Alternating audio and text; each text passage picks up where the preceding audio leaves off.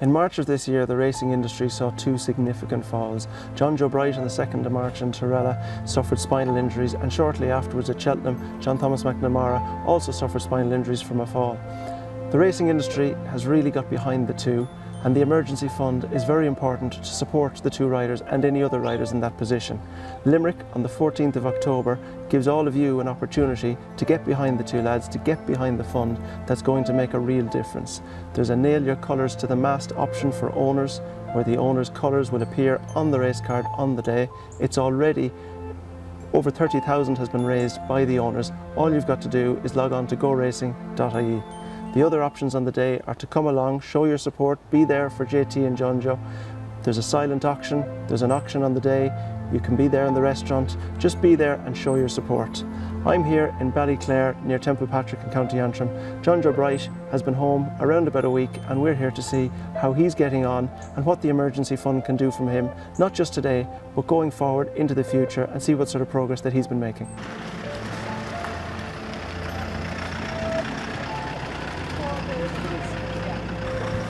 Hello, Richard. Jonjo, good to see you. How you going? Out working? I'm trying to do a bit, yeah, keep us boy busy. Actually, if you have a few minutes, we might go in and have a chat and see how you're getting on. Yeah, that's dead on, yeah. Perfect, let's go. Jonjo, it's great to get the chance to speak to you. It's even better to get the chance to speak to you here at home. You've been home a week, is it? Settled in yet? Brilliant. Best therapy for you. Best therapy to be home? Yeah. Why is that? Oh, it's just back into your routine, sort of, and getting out and about the yard, doing things again as normal as possible, you know. And I know, from my perspective, driving up, you come from a stereotypical point-to-pointing background. I see farm animals, I see horses side by side. What are your first memories of growing up here? Is it mostly the farm or the horses, you think?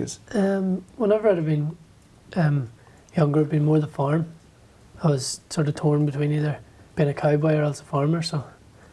But yeah, more the farm, and then I had ponies. I remember riding from 4 and 5, setting up on ponies and around the paddock, chasing Dad around the paddock, pretending he was a cowboy. And you were a member of the East Antrim Pony Club, yeah. And had you much involvement with them, or was most of your pony riding done here? Yeah, no, I had until a certain age, but I really enjoyed it, you know. There would be certain parts of it now. Which parts? Just the rallies and stuff. Some things would have been a bit sort of boring for me, you know. Dressage. Yeah, dressage. That's what you're thinking. Dressage, but I enjoyed it until a certain age, and then I got into show jumping, registered show jumping, and I sort of moved away from the pony club then, you know. And when you were show jumping, was it your own ponies you used to jump, or other people's ponies? At the start it was, and then I gradually moved on to having ponies in the yard for people. Had you many ponies here for people? We would have had sort of between 8 and 10 at times. For other people? Yeah. You mustn't have been too bad at it. Oh, well, I held my own anyway. You held your own. You jumped not just in Ireland, you jumped in Scotland and Wales as well, I think. Yeah, I went over to the Scottish Home Pony Championships, and I got on the 12-2 Irish team and the 13-2 Irish team, but we'll not talk about the 13-2 one, it didn't go too well. How'd the 12-2 go, so? Went very well, yeah, I enjoyed it now. It was a big thing, the parade with the music and that. And you show jumped through each of the 12-2, 13-2, 14-2 all the way up? Yeah, right through. I had ponies in Dublin, 12-2s, no 13-2s, and I had a 14-2 in Dublin also. Oh good, how'd they go? Good, yeah, I got into the main arena both times. Super, good experience in there. Yeah, very good. Super. And hunting, big part of it, or more show jumping? Yeah, I'd done a lot of hunting whenever I was younger, and then sort of gradually got to be that I didn't have time for it. Yeah. But I enjoyed it now, that would have been more up my street. It sounded like you were busy. Yeah. And brief boxing career? Oh, I don't know now. I got a bang in the nose one day, and that was just about enough of that. So obviously the ponies in any capacity interested you, but I was interested in your pony activities on the film set. Can you tell us a bit about that?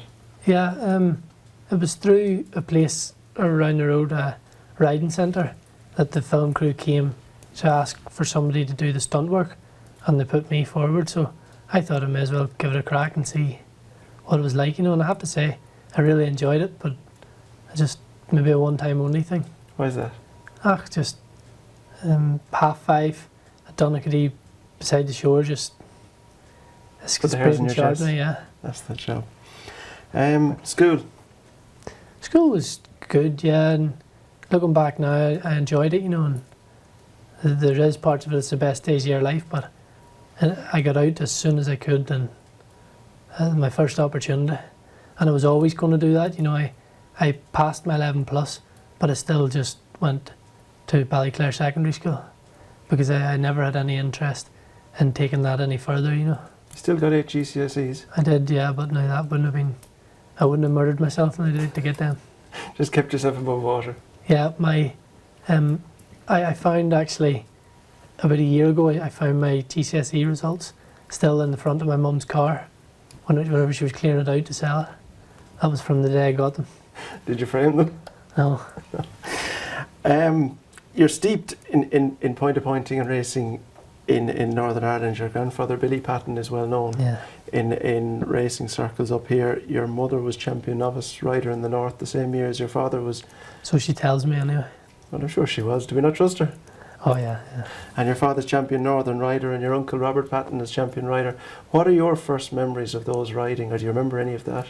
My first memories would be, I used to wrap up a duvet and put belts around it and put a saddle on it in front of the TV to Dad's old racing videos, and I'd be beaten down to the last and everything, and that would be my first memories. And do you remember going racing then? Do you remember your father riding? I do. I just remember towards the end, and he maybe not like this, but I remember going, and he was doing a lot of complaining about the saddle hitting him up the bum.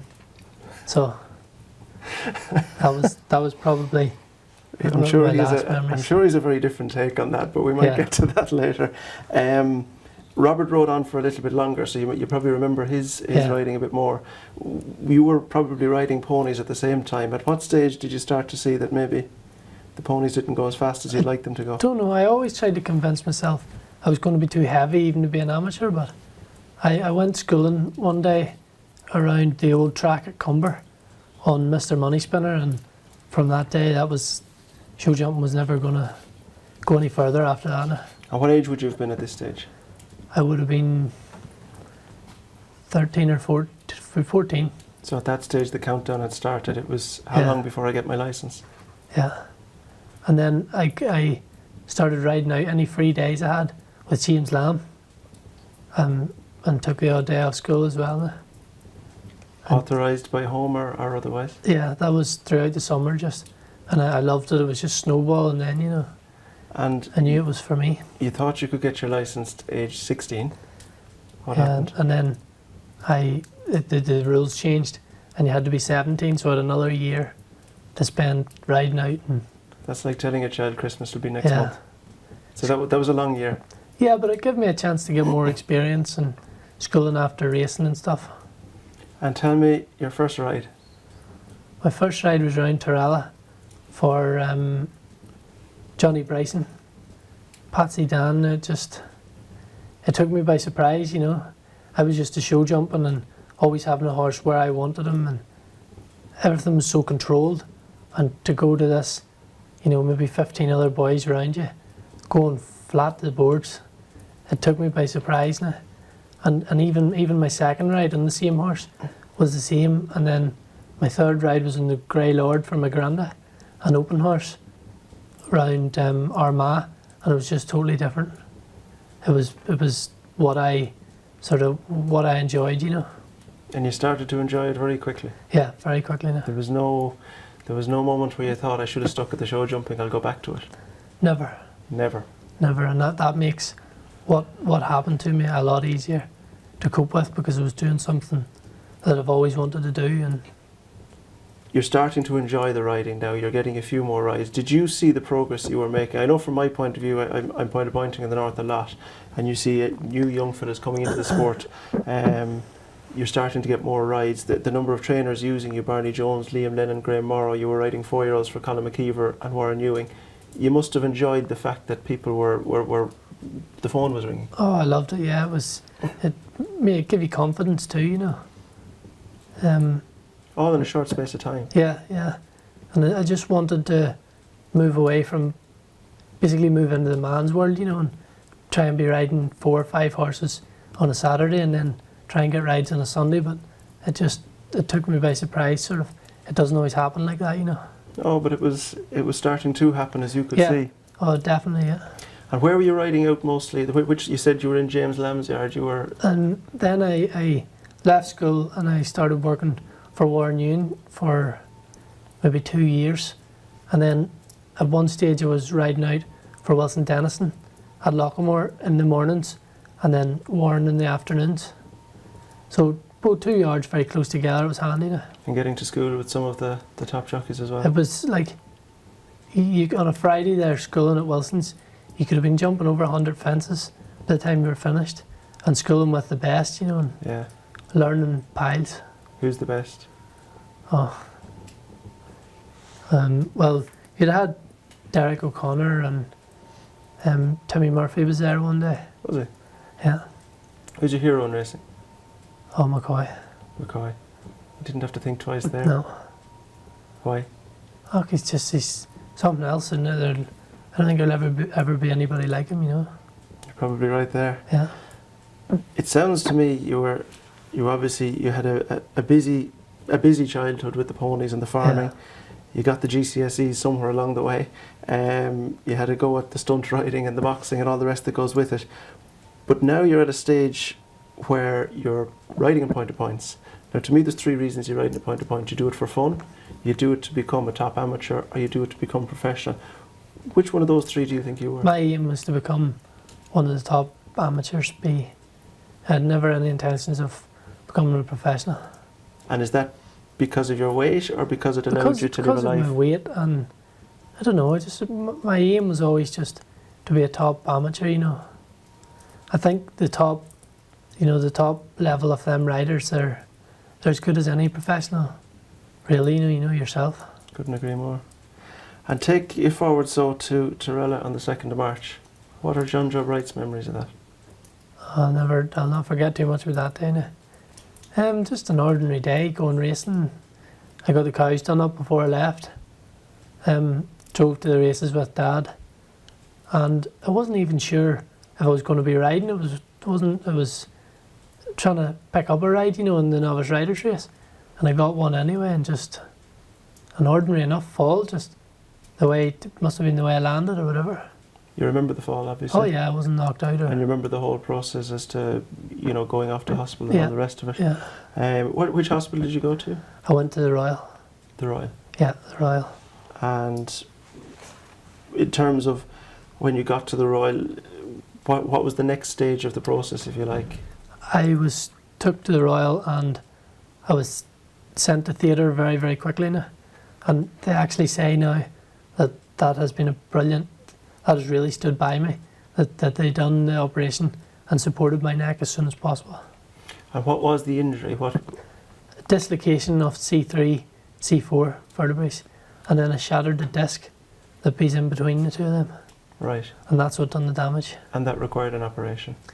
Yeah. Dr. Eames operated on me now, and I hear he's one of the top surgeons, and he's done a very good job now. And he was happy with how the operation went? Yeah, very happy. I got a piece of my hip put in where the disc should be, and I got some sort of metal fixings put in the front of my neck just to support it, you know. And what was the next stage after that? You've had the operation.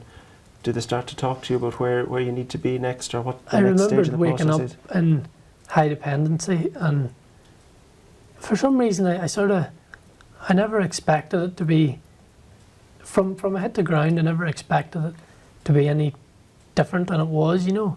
Maybe, like, I went to the hospital one time with a broken hand, and I was expecting it just to be a simple dislocation and to put it back in. But I knew this time, you know, I wasn't expecting good news or anything, you know. How'd you know? I don't know, it must just be a natural thing in you. Where did you progress to after that? I moved from high dependency down to the ward, and then I moved to Musgrave Spinal unit, and in Belfast also. Okay. And what was... Well, whenever I went there, things became a lot more real. This is the way it was now, but they set out a plan for me basically, and they said at the start they would think I'd be there maybe 6 months or so. So I knew from the beginning I'd be there for a long time. But I didn't mind because they were talking about physio and OT and getting stuck in and being able to do something about it. You know, instead of just lying about, they got me up very quickly. I think that's the bit that I know from my point of view as someone in racing. We obviously all knew that you'd had the fall and we knew you were in hospital making good progress, but we don't quite understand what you're doing on a daily basis whilst you're in the spinal unit. Can you give us some idea on a daily basis what they can do to help? Well, I'd have been up for an hour's physio every day and an hour's OT. And in between that, I don't know, I never really had any time to sit and think. I was always busy, I was always doing something, which was brilliant. My time in Musgrave flew past, to tell you the truth. And the hours OT, occupational therapy, what was involved in that? Learning to do things for yourself again. Learning simple things like learning to feed yourself. And that sounds like nothing, but you don't know what that means until it's been taken away from you. And when you were making the progress through the Musgrave Spinal Unit, you obviously met a number of other people in a similar position. Yeah, I came right through from the Royal to Musgrave with different people, and you know, it was sort of good to have somebody in a way going through the same thing with you. You were able to, I made some good friends there. And there were people in the ward who had come from all sorts of different accidents or whatever had happened, but... You know, mine happened doing a dangerous sport, which I loved, but there's people who it's happened to bending down to pick something up off the floor. As simple as that, and to me that would be a lot harder to deal with. Do you think it's an easier thing to deal with because it was your choice, or because doing something I loved, I wouldn't have changed it, you know. You don't regret setting down the road of racing in any way? No, not in the slightest. And while you're going through the rehabilitation, they've told you should be in hospital for roughly 6 months, which has turned out to be accurate because 7 months later you're home. Your family and friends were busy? Yeah, definitely. Now, whenever I got hurt, it was just lambing time starting, so it's a very busy time of the year for us. You picked a bad time, at the lambing time. I did, surely. You'd think I could have picked a better time. The welding is something you're involved in. I believe the lambing time you'd made some progress in the farm in that regard. I was going down that route all right now. It interested me, like being able to finish something and stand back and look at it and see what you've done. And I suppose around the farm it was very handy too, you know. And the other thing your family and friends became busy with was trying to get a groundswell of support behind getting you home and being able to provide for you the way you need to do. There's been people jumping out of airplanes, I believe. It's unbelievable how I just can't take it in sometimes, you know, what people think of me and, you know, how much people are doing for me. There's the skydive and there's so many other things. And it's too hard to thank everybody, you know, there's just been that many people. And plenty of visitors. Yeah, piles of visitors, which is good. It keeps you going and keeps a bit of crack in the thing too. And you're obviously aware of the race day in Limerick on the 14th. It'll be massive, I would say now.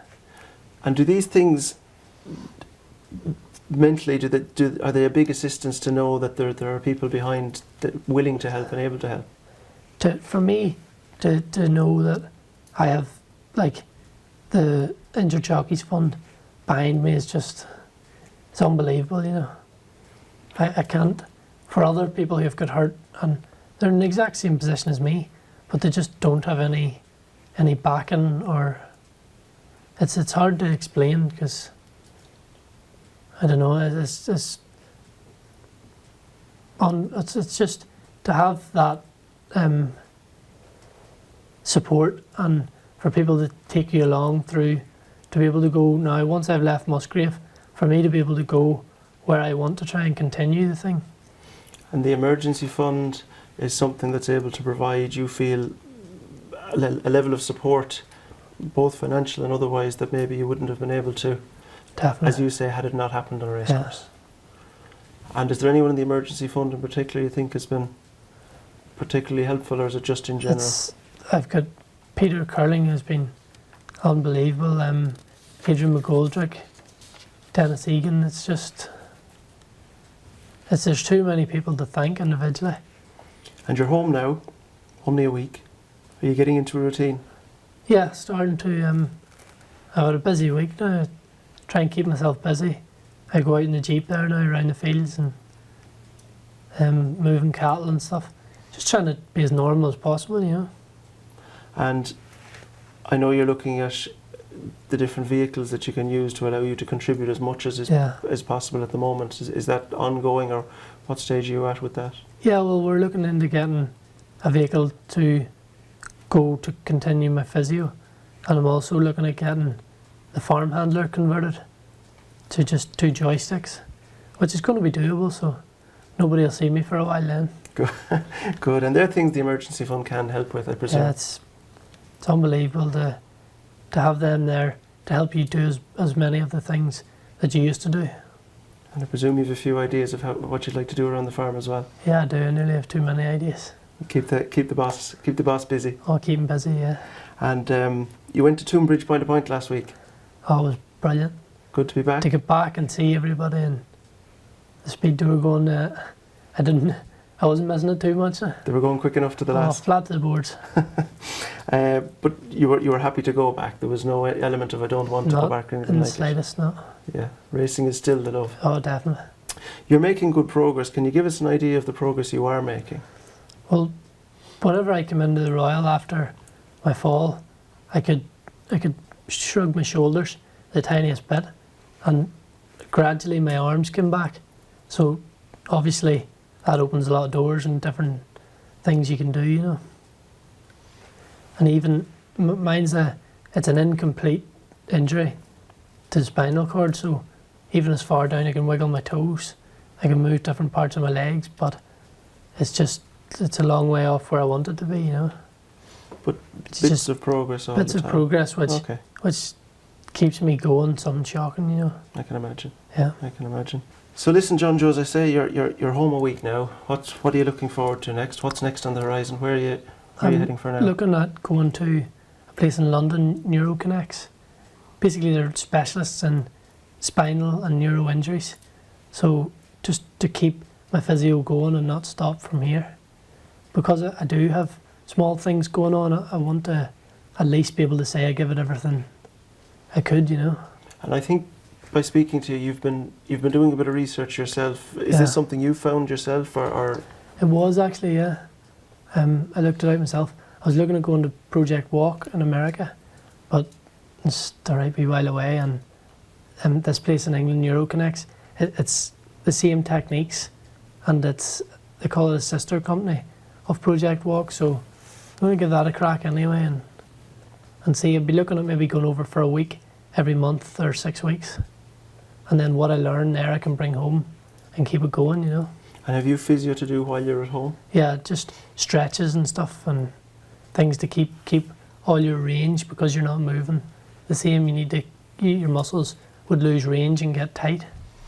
So I've got a bike coming this week, a Motormed bike that basically makes your legs cycle around and your arms, and that's from a company that once you get out of hospital you can rent them for as long as you want. So my idea is to rent one until I get something sorted out for myself, and also maybe a standing frame to keep. It's good for your blood pressure, your joints, your muscles, everything, to put weight down through your, just as if you're standing basically. Yeah. Because your body's not meant to be sitting all day long, you know. Seems to me like your idea is to work fairly hard. Yeah, it's in a way it's my way of dealing with it, you know. I just want to be able to give it my best shot, basically, and then obviously the same as everybody too. The hope is that somewhere in the pipeline they're getting closer and closer to being able to treat spinal injuries. And okay, it'll not come the first shot, you know, there'll not have people jumping up out of the wheelchairs, but it's getting closer now. So I suppose one of the things that you've realised now that you've just come home is that you have the wheelchair, you have the specialised bed, the house needs a few little modifications. It's created quite a change around here. It is, and there's a cost as well, you know. I try to stay away from that, but it's reality too, you know. I think they nearly make it anything to do with medical. They just get a price and then add on 10 grand. And going to London and the different equipment that you all mentioned for the costs farm. money. And I suppose that's the reason that the funding, which is in place around racing and needs the help now, is so important. I would say there's no other sport in the world that looks after their own the same. It's even just the racing people, they're all like a family, like a wee family, and it's just amazing to have that support. Like, my mum's had to stop working and my dad has got rid of all the racehorses now. So things is different and it just takes a while. And to have that support there is I don't know what to say, it's amazing. And I'm sure there are a lot of people you want to thank for their help so far, be it medical or in racing. Right from the start, the Royal, they were amazing. It was as good as it could be for me. Musgrave were just unbelievable. The way I was treated, the way I felt, and my time there, it wasn't like being in hospital. It was just brilliant. All my physio, and then there's the emergency fund. You know, it's hard. Thank you doesn't really cut it. You know, I don't really know what to say. There's just, to have them behind me. It's just. I think it's important that you need to understand as well that the racing industry recognise the risks that you guys take, and for that reason, I don't think you should look too much on what you perceive as the sacrifices that people are making. They're only too happy to do it, and to see the progress you're making, it's fantastic, and I hope it's only en route to where you're going. Yeah, so do I now. And I just keep working hard and try and stay positive. I believe a positive attitude gets you a long way too, you know. I think you're proof of it. Well, I'm trying anyway. You're not doing too bad. Yeah. And that's why it's so important to be there on Monday the 14th of October at Limerick Racecourse to get behind the emergency fund and show our support for JT and Jonjo and the progress that they're making.